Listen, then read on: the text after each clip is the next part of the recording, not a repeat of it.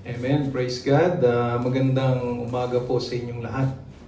It is blessed month of July, first Friday of the month. Amen. Na tayo po ngayon ay nagtipon-tipon muli pag-aralan ng salita ng Panginoon Diyos, makinig at mag-aral. Hallelujah, patungkol pa sa salita ng Panginoon Diyos. Again, I would like to greet you all na pagpapala ay sumainyo pong lahat, saan man po kayo naroroon, under the banner of Harmony Christian Faith Fellowship, yung po mga kapatid po natin na nasa Pilipinas, yung mga family po natin na nasa Pilipinas. I hope you are listening right now. Again, welcome po sa gawain ng Panginoon Diyos, kay Pastor Paul sa Pilipinas, sa Riyadh, dito po sa Qatar, at bawat pamilya ng bawat isa. Mapagpalang pagbati po sa pangalan ng ating pong Panginoong Jesucristo. Ngayon pong July, again, this is, let us classify it and declare na ito pong buwan na ito ay pagpapalain tayo ng Panginoon Diyos. Ngayon pong mga oras na ito ay dito po sa lugar po namin ay binigyan po kami ng may stages po na nangyayari dito sa sitwasyon on how to deal the pandemic situation. So nasa sa phase 2 na po kami ng event. At the state of Qatar is allowing people to have a social gathering for about 5 people, no? At susunod na po dyan yung 10 people, 20 people, and then 40 people para po mag-gather. Amen. No? So tayo po ngayon ay, again, we are live as pag-broadcast ng salita ng Panginoon Diyos dito po sa Facebook natin. Paki-login lang po yung yung pong ating pong link at be in tune with us sa pagbabasa po at pag-aaral ng salita ng Panginoon Diyos. Amen? Sa araw pong ito ay declare na pagpapalain tayo ng Panginoon. Amen. Amen? So again, samahan niyo po ako muli sa maikling panalangin as we open our words of God this Friday. Hallelujah. Father God in heaven, salamat po, Panginoon Diyos Ama, sa araw na ito. Pinupuri ka namin, sinasamba sa Espiritu at katotohanan. Uli, O Lord God, let your power be enthroned in the midst of us, O Lord. Salamat sa praise and worship sa nakaraang oras, O Lord God, at minuto, Panginoon, na kung saan nadama namin, Panginoon Diyos, sa iyong dakilang presensya, O Lord. Sabi nga namin kanina sa awitin, be still, O Lord God, still, O Lord God, because you are God, O Lord, in the midst of us, Panginoon. Hindi ka nagbago noon, ngayon, magpasawalang hanggan. And as you promised to us, you will never leave us nor forsake us, O Lord God. Ikaw ang aming Diyos na buhay na nanatili sa aming pong puso. Kaya nga po, Panginoon Diyos, O Lord God, as we welcome you, O Lord, as we open our heart, O Lord God, hallelujah, empower us through your word, O Lord God. Ikaw lamang, Panginoon Diyos, ang patuloy na magbigay ng kalakasan, O Lord God, ng aming pananampalataya to do your will, O Lord. Salamat po, Panginoon, sa pakiisa ng iyong banal na Espiritu. At patuloy po, Panginoon Diyos, I lift up to you myself, O Lord God. Let your glory be shine upon me. O Lord God, ikaw lamang ang makita. Give me wisdom, knowledge, and understanding. Anoint my lips and my heart, O Lord God, and take control, O Lord God, of our service today, O Lord. Amen. To you alone, O Lord, we bring you back all the glory and highest praises and adoration, and we claim the victory. This is what we pray in the name of Jesus Christ and by the guidance of the Holy Spirit. Everybody say, Amen. Hallelujah. Praise God. Hallelujah. Kamusta po kayo? Kamusta na po ang nararanasan natin sa sitwasyon po natin ngayon? Amen. I hope na you will say, thank you, Lord, because God sustains us. Amen? Yung mga nananampalataya sa Panginoon, really, God is sustaining us. In times of crisis, God is giving us the strength.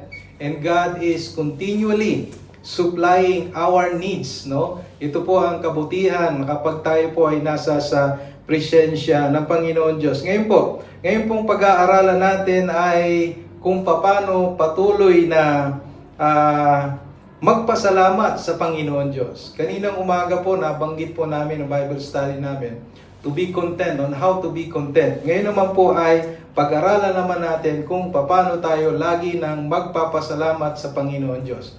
in times of pandemic situation. The title of our topic today is Thanking God in the midst of a pandemic. Amen.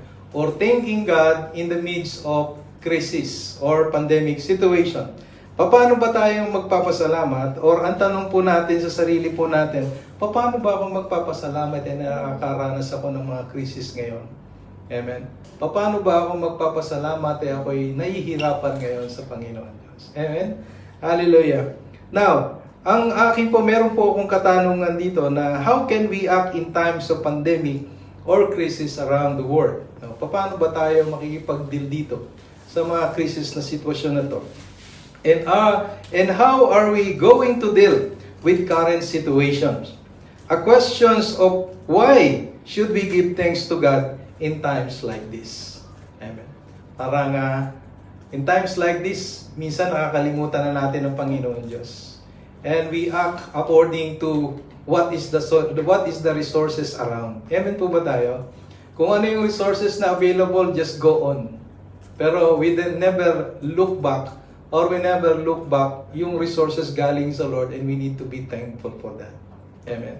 Sometimes, may mga sitwasyon sa atin na hindi na natin alam kung saan tayo pupunta.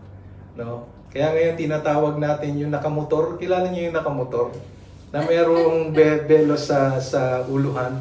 Yung ano ba yun? Si Bombay, ano? Tinatawag natin. Tapos meron pa sa kapitbahay, nagpa 5-6 puntahan natin kasi we are in crisis.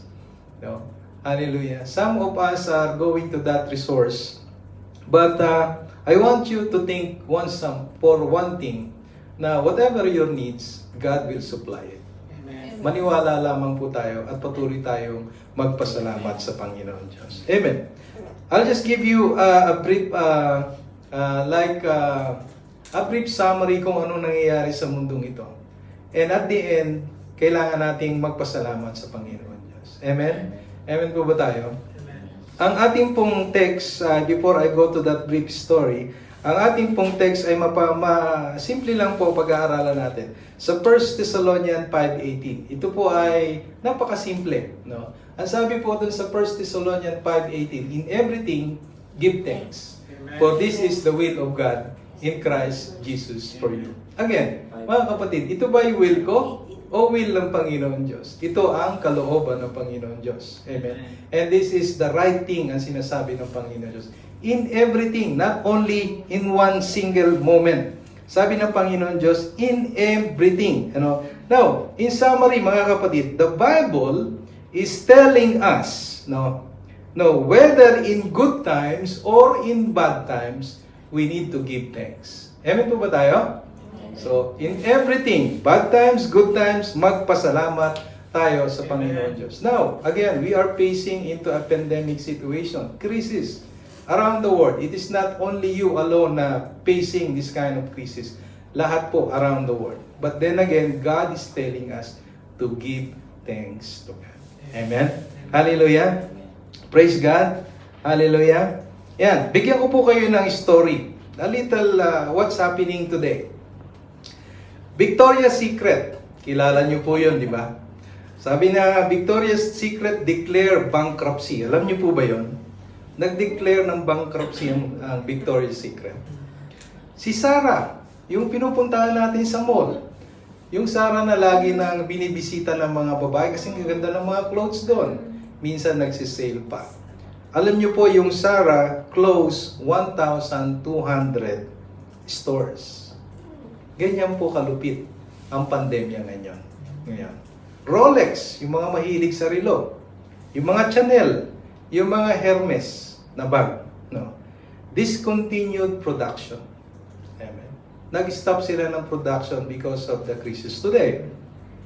Yung Nike, yung magandang sapatos, yung mga mahilig mag-basketball dyan, is preparing 23 billion for the second stage of layoff. Second stage na yan ng layoff, 23 billion. Biruin niyo po yun, napakadami palang trabahador ng Nike around the world. Kasi around the world na po ito. And they are trying to lay off second stage of the employee. Amen? Airline. bankrupt. Hindi po ba? Nandiyan ang Philippine Airline, nandiyan ang Qatar Airline, nandiyan ang Oman Airline. Palagi ko, bankrupt sila ngayon. At kung magkaroon man sila ng travel ngayon, social distancing pa rin. Palagi ko, yung 3 upuan ngayon ay isa na lang nakaupo. At yung pang-4 or pang-5, palagi ko, 2 lang ang nakaupo. Amen.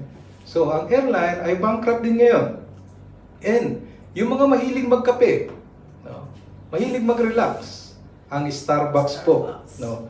Close 400 stores. Amen. So, ito po yung situations that we are facing today. Are you willing to thank the Lord? Amen.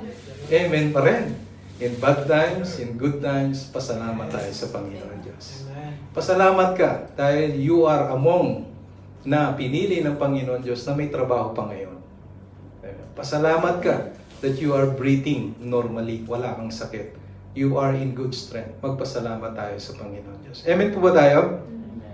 And another, up-to-date story or up-to-date na update about the pandemic. Around the world, cases. We have 10,935,672 cases of COVID-19. Amen. Meron na pong tayong patay or death, no, around the world na 521,753 people died around the world. No?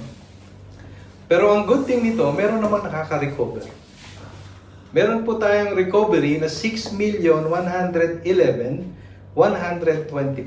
Ito po ang good thing. 10 million ang cases, recovered is 6 million. And the good thing then, Philippines is not number 1. Amen. Number 1 is US. Number 2 is Brazil. Number 3, Russia. Number 5, UK. Imagine kung pang ilan ang Qatar. Ang Qatar is pang 21. Okay. Only 97,897 cases at ang patay natin is 118. This is from, I think, yesterday update. And Philippines, doon nyo kung pang ilan ng Philippines around the world, pang 39 po tayo. Wow. Ayan, ano? Eh, napakadami po ng bansa. No? Among the many countries, tayo po ay 39, ang Philippines. Philippines is 38,805 cases and that is 1,274. This is the update since yesterday. So again, the question is, are you willing to thank the Lord?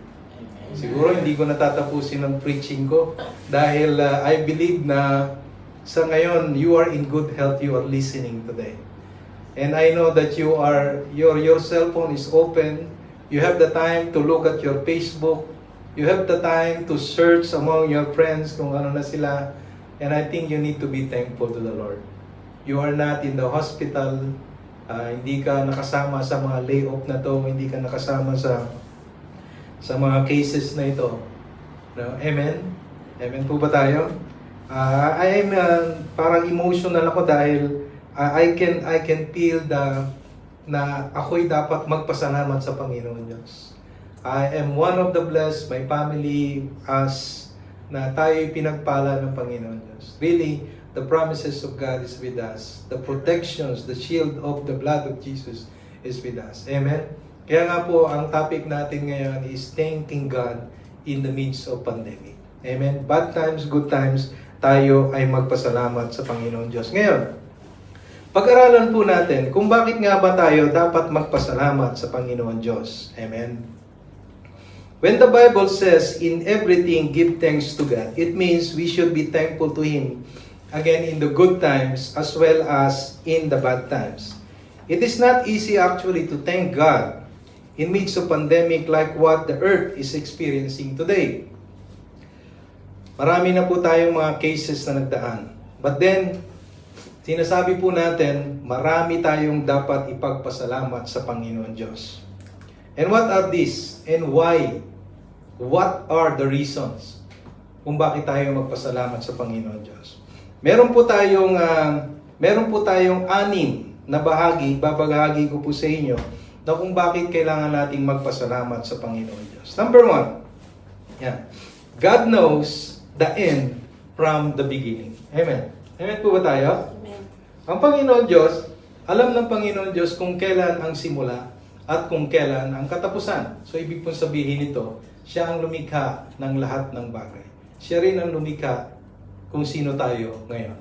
At alam ng Panginoon Diyos kung kailan tayo nabuhay, kung kailan tayo mamamatay. Amen po ba tayo? Amen. Sabi niya dito, He is the Alpha and the Omega. The one that knows all things and commands that in all things we should give thanks. Because He is the Alpha and Omega. It is His will for us to give thanks to Him in all circumstances. He is the God of the good times and the bad times. Sabi nga sa 1 Chronicles 16:34, it says, ang sabi niya doon, O give thanks unto the Lord, for He is good, for His mercy endureth forever. So let's thanks God for the COVID-19 pandemic. Amen? Amen po ba tayo? Sabi niya, ulitin ko ulit doon, give thanks to the Lord, for He is good, for His mercy endures forever. Amen. Is God good in your life? Amen. If God is good in your life, say Amen. Amen. Huwag po ninyong kakalimutang magpasalamat. Kaya lang, ang nangyayari sa atin, kung kailan lang tayo kakain, doon tayo magpapasalamat eh. Amen. Sabi nga, in everything. Paggising mo sa umaga, salamat Lord. Hindi mataas ang blood pressure ko. Salamat Lord. Less ang sugar ko. Ang dami kong nakain na cake last night. Diba? Birthday pa naman. Salamat Lord. Dahil humihinga ako normally. Praise the Lord. Ano? Salamat Lord. May buhok pa ako. No? Kahit na tumatanda ako. No? Praise the Lord. Diba? Praise God again. He is the Alpha and Omega. He knows your life. He knows my life. Kaya dapat po tayong magpasalamat sa Panginoon Diyos. And the good thing here is, He is good, and His mercy endureth forever. Hindi po natatapos na ngayon lang ang mercy ng Panginoon Diyos sa iyo. Ngayon ka lang niya pagpapalain. Ngayon lang ang favor niya sa iyo. Sabi niya, forever. No? Sa mga anak na sumusunod, sa mga anak na faithful servant of God, His mercy is with you. And not only today, but it will be tomorrow, in the future, and until the end of your life. This is how God is good. God knows the end from the beginning. Kaya dapat po tayong magpasalamat sa Panginoon Diyos. Amen po tayo? Amen. And to those who are experiencing sickness, continue thanking God. Dahil alam natin that the God that you serve is a God of a healer. Amen? He is a healer. Amen? Pagagalingin tayo ng Panginoon Diyos. Amen po tayo? Amen. Praise the Lord. That's number one. Napakasimple lang ng ating pag-aaralan. Number one, God knows the end from the beginning. Number two is, He is the owner of life. Ayan, ano? He is the owner of life. We live because God ordains it, and so we die. Amen? His breath sustains the living, therefore the living soul ought to thank God. He is sovereign and does what He wills. He gives life and takes it. Who can question Him? Amen? Wala tayong karapatan tanungin ang Panginoon Diyos kung kailan tayo pinanganak, kung kailan tayo mamamatay. Amen? Again, He is the owner of life. Amen? Sabi po sa Psalms, chapter 6, verse 5, ang sabi po doon, it says, for in death, sabi niya, Psalms 6:5. Ayan, sabi po doon, for in death there is no remembrance of thee. Ayan. Sabi niya, or in other translations ng New King James Version, sabi niya, for in death there is no remembrance of you. In the grave you will give you thanks. Amen? Amen po ba tayo? Amen. Ang sabi doon ay, it is only the living that can praise and thank God. If you are a living soul, shout hallelujah. Amen? And I believe we are a living soul. Kaya nga napakasarap magpuri. Natin yun namimiss natin yung pagpupuri, lumundag sa Panginoon Diyos, no? Itaas ang kamay, kumembot, di ba? Sabi niya, kahit wala kang pera, basta't nasa presensya ka ng Panginoon, lagi kang masaya. Amen. Diba? Amen po ba tayo? Kaya we are a living soul. May hininga tayo. Kaya tayo na may hininga, let us shout hallelujah. Let us give thanks to God. Amen. Because He is the owner of life and He give you life. And He got a promise for you for eternity. Amen. Not only into this world, but to give us eternal life at the end. Kung mananatili tayo sa presensya ng ating pong dakilang Panginoon Diyos. Amen po ba tayo? So meron na po tayong dalawang reason kung bakit po tayo magpapasalamat sa Panginoon Diyos. Again, God knows the end from the beginning. Number 2, He is the owner of life. Number 3, reason is thanking leads to triumph. Alam niyo po ba yun? Kapag ang ating mind setting ay lagi nang nagpapasalamat, ito pala, it will leads to triumph. Alam niyo po yung triumph na parang lagi kang matagumpay. No? Lagi kang victorious. You are living a Christian life victorious all the way, all the time. Amen? Because you are your concept, your mind setting, yung puso mo, pagising mo sa umaga, thank you Lord. Tanghali na, thank you Lord. Hapon na, thank you Lord. Sa gabi, salamat Lord. No? Oh, amen po ba tayo? Alam niyo po ba na yung concept na yun na lagi tayo nagpapasalamat, tagumpay pala ang magiging end result noon. Tingnan po natin. There is victory in thanksgiving. Si Josaphat led the Israelites in peace and thanksgiving to God when they were confronted by a mighty army. And God delivered them from the hands of their enemies. Amen? Ito po ay mababasa natin pag buklatin niyo po sa bahay na lang sa 2 Chronicles 20, 21, 22. No? Na kung saan eto, naka-post pala. Amen? Sabi po dito, basahin ko po dito sa 21. And when he had consulted with the people, he appointed those who should sing to the Lord and who should praise the beauty of holiness as they went out before the army and were saying, praise the Lord, for His mercy endures forever.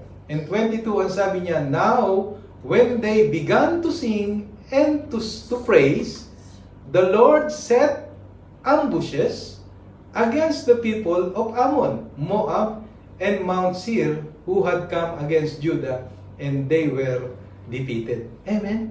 Amen pa ba tayo? Kaya kaninang umaga, sabi ko, allowed na ang social gathering. Pwede nang umawit.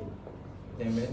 Pwede na kahit umawit na isang praise, dalawang worship, di ba?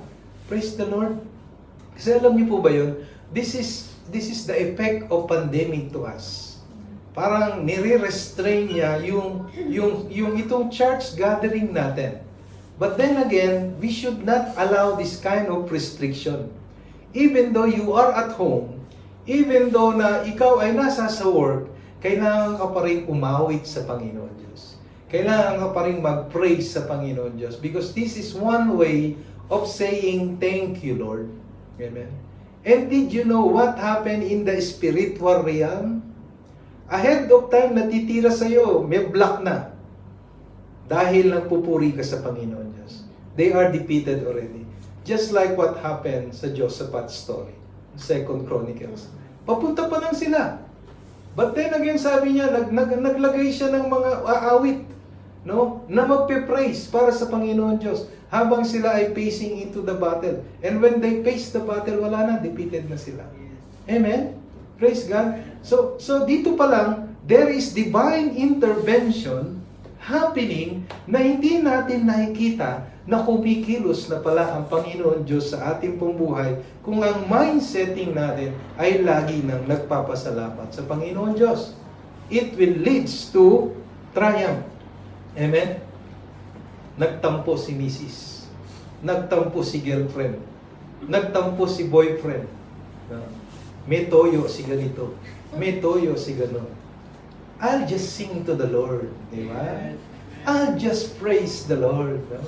Lord, bahala ka na. And then one day, makikita mo, nagte-text na, I miss you, I love you. Di ba? Ay, gano'n, namimiss na kita. Because the interventions of God is there. Amen? Praise the Lord. You don't know. I don't know what you are facing right now, mga kapatid. But I want you to keep thanking the Lord by singing and praising. And I know na anuman ang sitwasyon mo ngayon, God will lead you to a victory. Amen? Praise God. Sabi din po sa Book of Acts, or tignan din po natin sa Book of Psalms, 119 verse 62. Yan.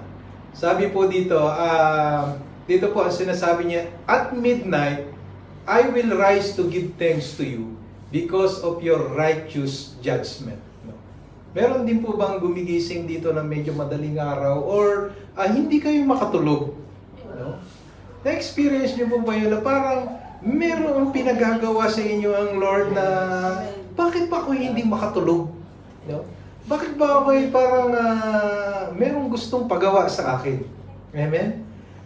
You don't know what is happening back home. You don't know what's going ahead of you sa work.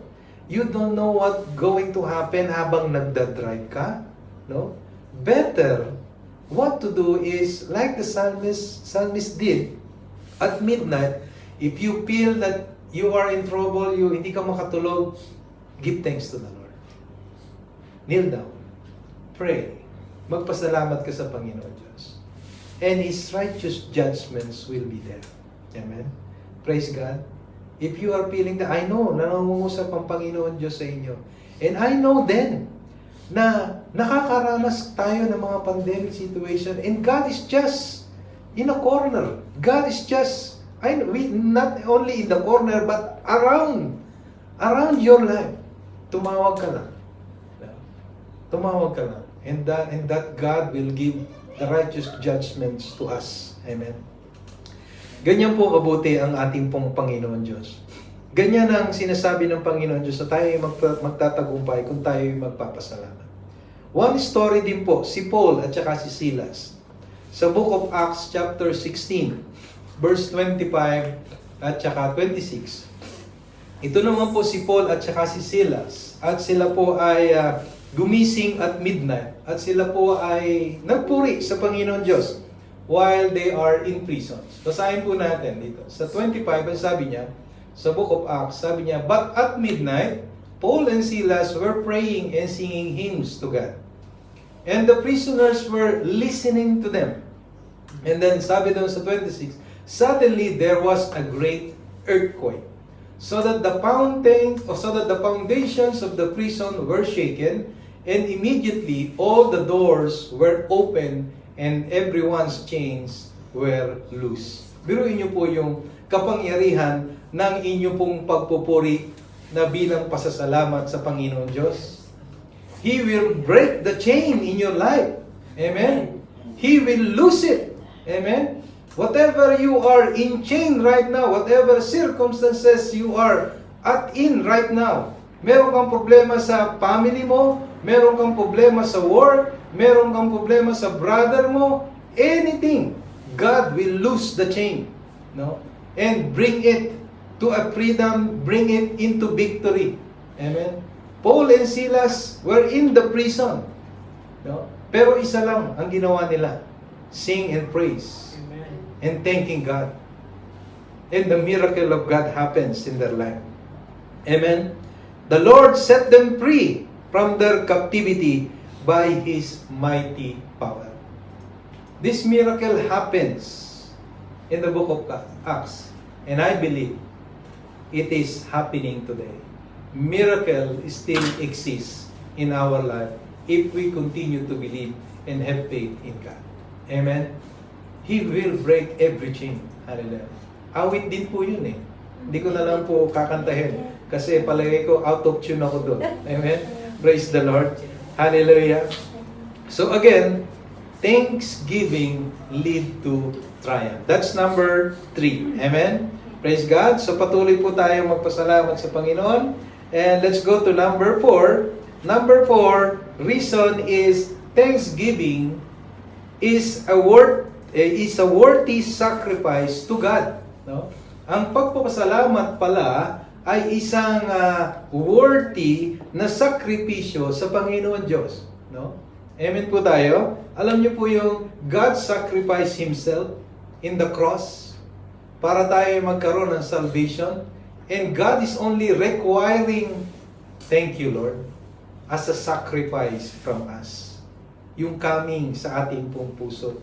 Isa lang ang requirement niya, salamat Panginoon Diyos sa ating sakripisyo para sa ginawa niya sa atin. A sacrifice is something that is offered to God in order to either appease Him or gain something of value. Jesus has already offered Himself on the cross as sacrifice for the sin of the world once for all times. The only worthy sacrifice believer, no? Hallelujah, can offer to God now is the sacrifice of thanksgiving. Bigyan po natin ng biblical verse ito. Nakasulat po sa Psalms 107 verse 22. Basahin po natin. It says here, let them sacrifice the sacrifices of thanksgiving and declare His works with rejoicing. Napakahirap po bang gawin, mga kapatid? Yung sakripisyong sabihin mo lang, salamat Lord. Mahirap ba? Mga online listener, mahirap po bang sabihin na salamat Lord as a sacrifice sa mga ginawa ng Panginoon Diyos sa atin? Hindi mo na kailangan magpapalo. Hindi mo na kailangan pang magpapako sa cross. Hindi mo na kailangan pang magpenitensya. No? Kundi acknowledge mo lang na ang ginawa sa iyo ng Panginoon Diyos and say thank you. Amen. And declare, sabi nga niya, declare His works with rejoicing. Amen po ba tayo? Hindi po mahirap, mga kapatid. Ganyan po kabuti ang Panginoon Diyos. When we say, thank you Lord, we acknowledge what He has done for us. And this is a sacrifice coming from our own self.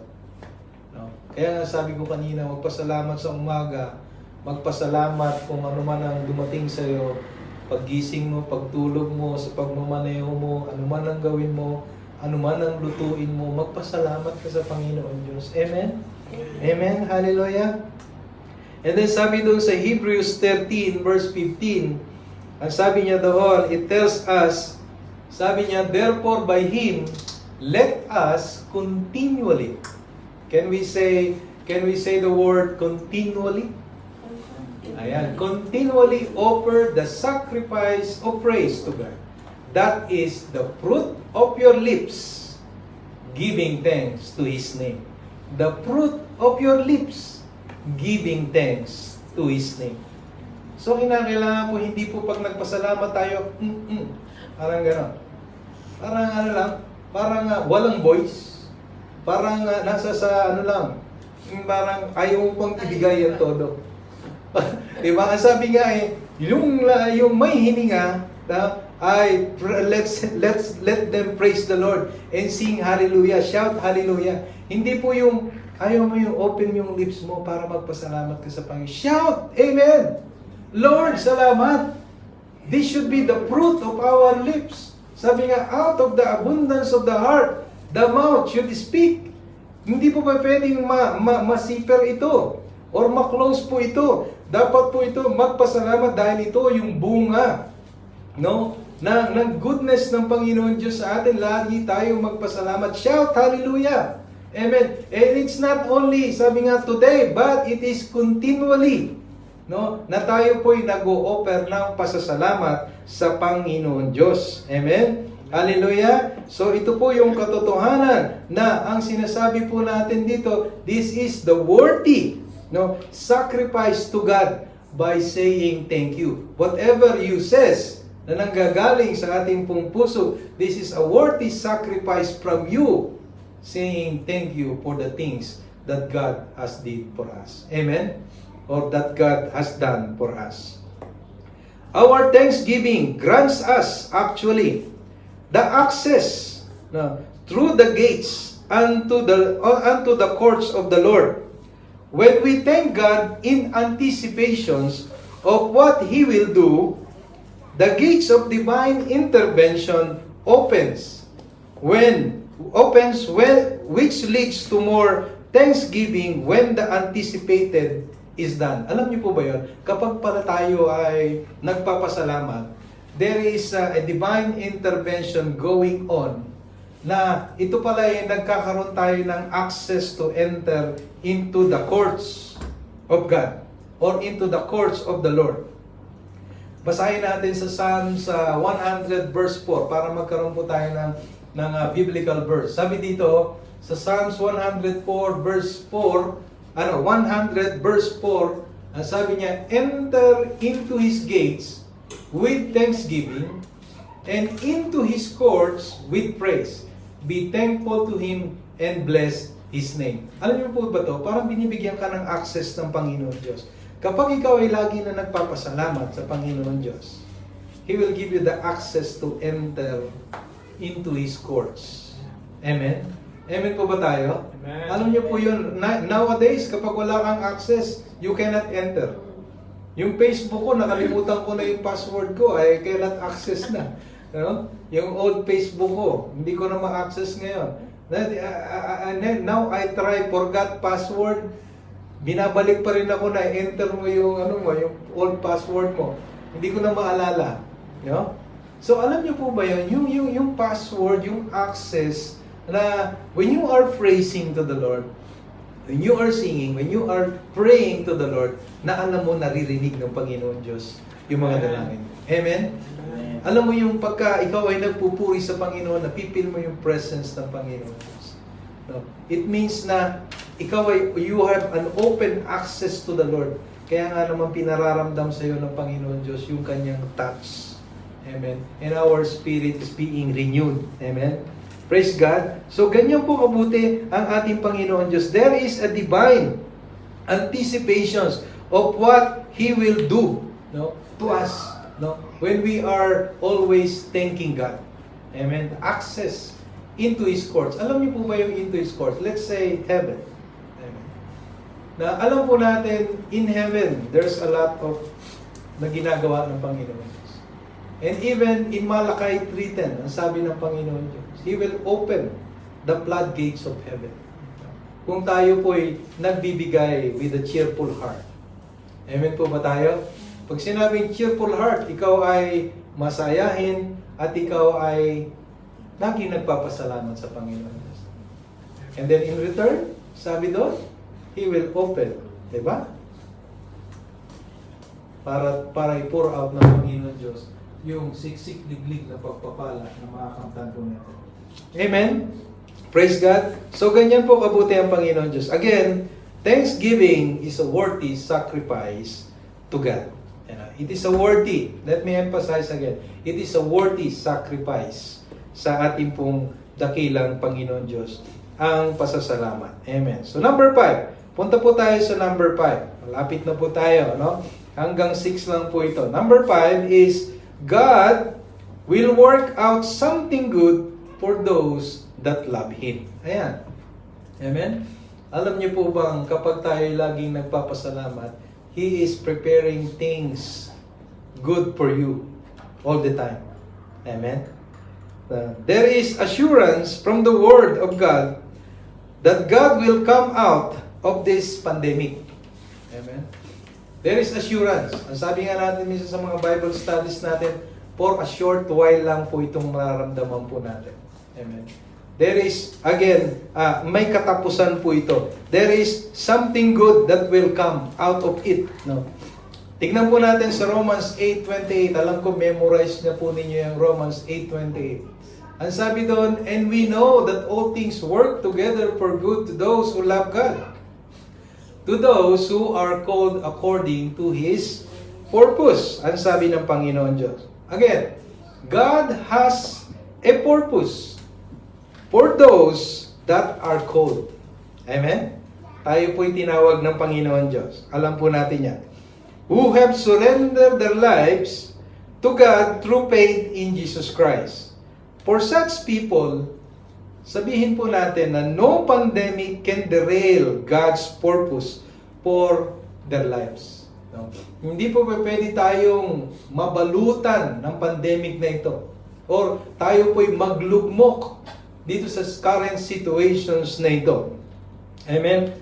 Hindi po natin dapat payagan na tayo po ay manghina sa sitwasyon na ito. No, sabi nga nito, because ang purpose ng Panginoon Diyos sa kanyang mga tinawag, no, ang sabi doon ay, sabi niya, we know that all things work together for good for those who love God. Na tayong nagmamahal sa Panginoon Diyos, there is something good is going to happen sa mga tinawag ng Panginoon Diyos. God uses this situation to show His mighty power in the lives of His children. Curiously, this pandemic has drawn many unbelievers and nations closer to God. Totoo po yun. Hindi po ba? Amen? Na itong sitwasyon na ito ay akalain natin na yung iba lalayo na, but then again, they become closer to God. Maraming nanalig, maraming nanampalataya, maraming nagpe-pray ngayon sa Panginoon Diyos. Amen? Even yung pong mga broken relationship, yung pong mga magkamag-anak na hindi na wala ng contact, but then again, nag-hi hello sila, nagkukumustahan sila. Amen? So, ganyan po ang dulot ng pandemyang ito. Kaya nga, there is a good purpose sa mga tinawag ng Panginoon Diyos. Consider it positive. And it is for the glory of God, to show the power of God in us. Amen po ba tayo? Amen. So, totoo po ito. Kaya po, manalig po tayo na isa ka sa tinawag ng Panginoon Diyos. And I believe that God has a purpose for you. Again, God will work out something good for those that love Him. Tanong mo sa sarili mo ngayon, mahal mo ba talaga ang Panginoon? Ayan. It's just a simple question, mga kapatid. Online, mga listener. Mahal mo ba talaga ang Panginoon Diyos? Gaano ka kasigasig, magsaliksik ng salita ng Panginoon? Gaano ka kasigasig magpasalamat sa Panginoon Diyos? At ikaw ba ngayon ay nakakaranas ng panghihina? No? Have you lost your strength or faith? I know na hindi ka namin nakikita, but God knows what is your situations nowadays. Pero tandaan mo, mga kapatid, na tayo tinawag ng Panginoon Diyos. And God has a purpose to us. And that is for good. Amen. For good. Not to harm us, but always good. Amen? Hallelujah. So, number 6 na po tayo. Number 6 is, give thanks for a great miracle is on the way. Wow. Praise God. Give thanks for a great miracle is on the way. Praise God. Naniniwala po ba kayo doon? Amen. Great miracle is on the way. Malapit na po. No? Huwag po tayo mawala ng pag-asa. Jesus, at the graveside of Lazarus, nagpasalamat siya. Habang siya ay nasa tabi ni Lazarus. And then, you know what happened? Lazarus resurrected from the dead. Diba? Alam niyo po yung storyang yun. He also gave thanks in front of a hungry multitude na meron pong 5 tinapay at 2 isda. And thousands were fed. Amen? With abundant leftovers na pwede pang kainin. Ito po ay nakasulat sa John chapter 6 verse 9-12. Na kung saan sabi doon, there is a lad here who was 5 barley loaves and 2 small fish, but what they among so many, then Jesus said, make the people sit down. Now there was much grass in the place. So the men sat down in number about 5,000. And then in 11, and Jesus took the loaves, and when He had given thanks, He distributed them to the disciples, and the disciples to those sitting down, and likewise of the fish as much as they wanted. So when they were filled, he said to his disciples, gather up the fragments that remain so that nothing is loose. So mga kapatid, the main point of the story before this miracle happened is nagpasalamat ang Panginoon. This is a great example to us.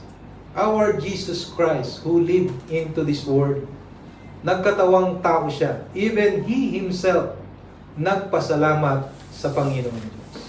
Kung siya ay marunong magpasalamat nung siya ay namumuhay dito sa lupa, gayon din po tayo, na dapat po tayo magpasalamat sa lahat ng meron tayo. Amen. At kung ano ang meron tayo, God will multiply it. No?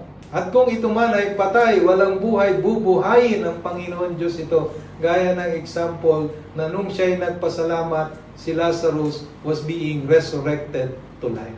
Amen? Amen po ba tayo?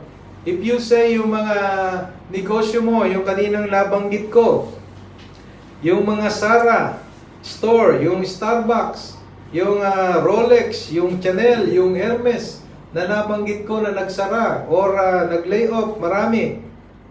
We know that after the pandemic, if you remain faithful in God, God will restore it multiple times. Amen? Amen. Wala po tayong lose. Lagi pong win-win po tayo kapag tayo nasa sa Panginoon Diyos. Yes. Kaya po do not lose heart. Amen? Amen po tayo. Manalig lamang po tayo sa Panginoon Diyos. That great miracles is on the way to us. Patuloy lang tayo magpasalamat. Amen? Praise God. I'll give you a little testimony. Ito pong praise the Lord ay itong pandemic situation. Ay sa bahay, out of this pandemic, tuloy ang construction. Diba? Amen. Yung mga iba, I know din na patuloy na pinagpapala ng Panginoon Diyos. So, walang consider na dapat hindi tayo matalo nito. Amen. Manaig yung kapangyarihan ng Panginoon Diyos. Amen. Again, in conclusion sa ating pong napag-aralan sa umagang ito is just simple. No? God is sovereign. Sabihin po natin, God is sovereign and is in control of the situations of the earth. He allowed the coronavirus for a reason and He will put an end to it when His purpose is accomplished. Amen? Amen po tayo. So simple. If you knew God is sovereign in your life, He can do all the things.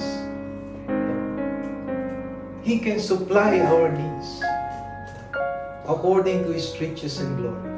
Manatili po tayo. He is the one taking control of all the situations and He will put an end to it kapag na-accomplish niya na yung purpose niya.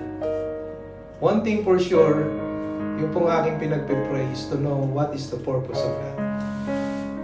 And the purpose of God now I can see is one, kagaya na nabanggit po natin, to show the mighty power of God is working in us. Amen? To show also that we cannot do nothing apart from God. Amen? To show them also na isa lang ang dapat nating takbuhan, ang ating Panginoon Diyos. Wala nang iba. Put God as the center of our life in everything in us. Pasalamat po tayo sa Panginoon Diyos. Hallelujah! Praise God! I know that you are filled with the words of God, and I know na sa ating pong pag-i-end ay pasasalamatan natin ang ating pong Panginoon Diyos in everything. There is victory. The chain will be broken. Hallelujah. Yes, Lord. Kaya po patuloy po tayo magpasalamat sa Panginoon Diyos. Ano man ang mga prayer request nyo sa tahanan, hallelujah, sa naman kayo naroon, believe that God's intervention is with you. Magpasalamat lang po tayo. Amen. Do not just ask kung kailan ito darating. Expect that God's interventions will be with you. Huwag po tayong magsawang magpasalamat. Amen. Pasalamat, again, magpasalamat. Again, see you po next Friday. And I pray thee and declare as benedictions that is coming from the Lord. Blessings be upon you. ahead, and ahead. Blessings flow. Whatever aspect do you need right now, believe that God will be with you and the favor of God will be upon us all, Lord God. God bless you all, Lord God. Live with peace, joy, with prosperity and strength be upon us all. Ito ang aming dalangin sa pangalan ni Jesucristo, sa gabay ng Banal na Espiritu, ang lahat ay magsabi ng Amen. Amen. Hallelujah.